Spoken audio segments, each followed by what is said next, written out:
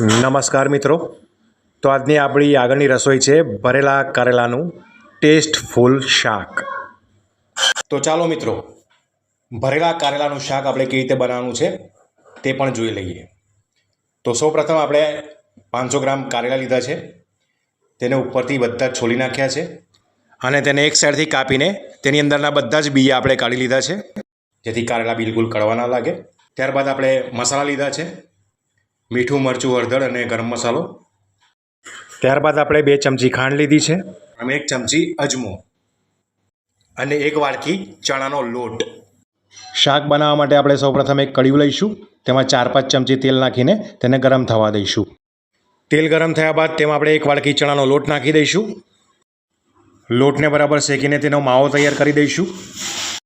મિત્રો, માવો તૈયાર થઈ જશે એટલે તેની સુગંધ આવશે અને તેનો કલર ચેન્જ થઈ જશે. તો હવે આપણે તેમાં અજમો નાખી દઈશું, તેમાં બધા મસાલા નાખી દઈશું. ત્યારબાદ 2 ચમચી ખાંડ નાખી દઈશું. બધું બરાબર મિક્સ કરી દઈશું.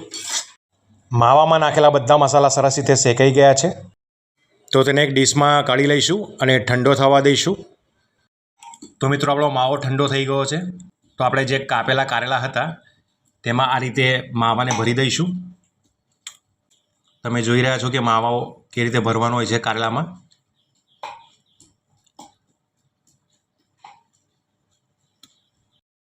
મિત્રો, આપણા બધા જ કારેલા સરસ રીતે ભરાઈ ગયા છે. તો ચાલો હવે આ ભરેલા કારેલાનું શું કરવું તમને બતાવું. ત્યારબાદ મિત્રો, આપણે એક કઢી લઈશું. તેમાં 4-5 ચમચી તેલ નાખીને તેને ગરમ થવા દઈશું અને ત્યારબાદ આપણા બધા જ ભરેલા કારેલાને તે કઢીયામાં ગોઠવી દઈશું. કારેલા ગોઠવાઈ ગયા બાદ તેની પર આપણે થાળી ઢાંકીને તેને 10-15 મિનિટ બફાવા માટે છોડી દઈશું.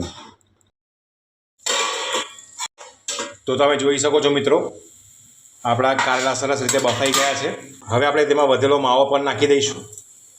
તેને હલાવીને બરાબર મિક્સ કરી દઈશું. તો મિત્રો, આ રીતે બનતું હોય છે ભરેલા કારેલાનું ટેસ્ટફુલ શાક. તો તમે પણ બનાવવાનો પ્રયત્ન કરજો. અને મિત્રો, તમને અમારી બધી બનાવેલી રેસીપી જો ગમતી હોય તો પ્લીઝ અમારી ચેનલને લાઇક કરજો, શેર કરજો અને સબસ્ક્રાઈબ કરજો. અને કમેન્ટમાં ખાસ કહેજો કે તમને અમારી બનાવેલી રસોઈ કેવી લાગે છે તે. તો તૈયાર છે ટેસ્ટફુલ ભરેલા કારેલાનું શાક, ખાવામાં હેલ્ધી અને મજેદાર.